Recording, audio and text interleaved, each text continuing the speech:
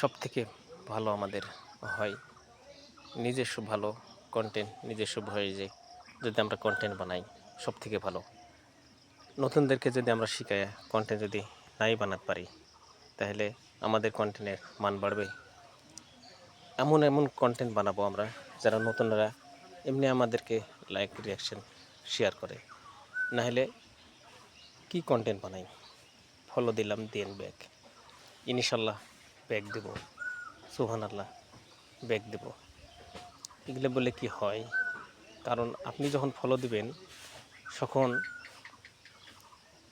Comment করবেন, এমন comment করবেন আপনার কমেন্ট দেখে তাই ফলো ব্যাক দিবে। আপনাকে চাইতে হবে না, যাই ব্যাক দিবে আপনি হাজার চাইলেও ব্যাক দিবে না। আর যাই ব্যাক দিবে তাই আপনি না চাইলেও আপনার কমেন্ট দেখে, আপনার লাইক দেখে, রিয়াকশন দেখে তাই ব্যাক দিবে। আসুন আমরা নতুনদেরকে, আমরা নতুন হই কিংবা নতুনদেরকে ভালো কন্টেন্ট দেওয়ার চেষ্টা করব। কারণ আমরা কন্টেন্ট ক্রিয়েটর হয়েছি, কন্টেন্ট যেন আমাদের মান থাকে, তাই না? আমাদের ফেসবুকে কন্টেন্ট বানাতে এসেছি, সেভাবে কন্টেন্ট বানাতে হবে যেন কেউ বিরক্তিকর না হয়। কন্টেন্ট এমনভাবে বানাতে হবে যেন কেউ রাগেতে না হয়, কারণ কিছু শিখতে পারে। নাহলে চাইছি, চাওয়াটা তো ভালো না। আপনি চাইবেন কেন? আপনি কন্টেন্ট ক্রিয়েটর বানাবেন, আপনি এমন কন্টেন্ট ক্রিয়েটর হয়ে বানাবেন কন্টেন্ট, আপনাকে চাইতে হবে না। আপনার কন্টেন্ট শুনে দেখেই এমনি তাই লাইক কমেন্ট শেয়ার করতে বাধ্য হবে।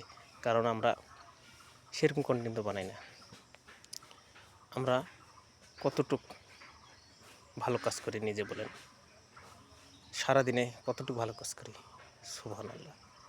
আল্লাহর গোলামি করতে হলে নিজেই মুসলমান, সেভাবে আমার মুসলমানের কাম করতে হবে, তাই না? প্রিয় নবীর উম্মত আমরা দাবি করি, কিন্তু উম্মতের মতন কাজ করতে পারি?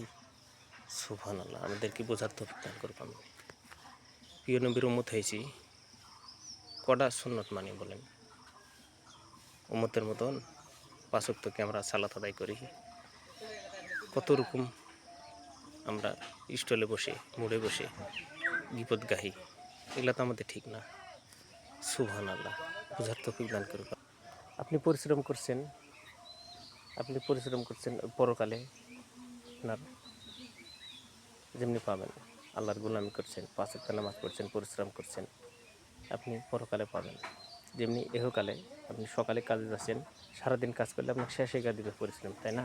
তাহলে আপনি এই দুনিয়াতে বেঁচে আছেন, আপনি পরকালের জন্য সঞ্চয় করতে হলে আপনি এখন তো পাবেন না, এখন করেন, আপনি পাবেন, সময় আছে ইনশাল্লাহ। ভালো থাকেন সবাই, সুস্থ থাকেন।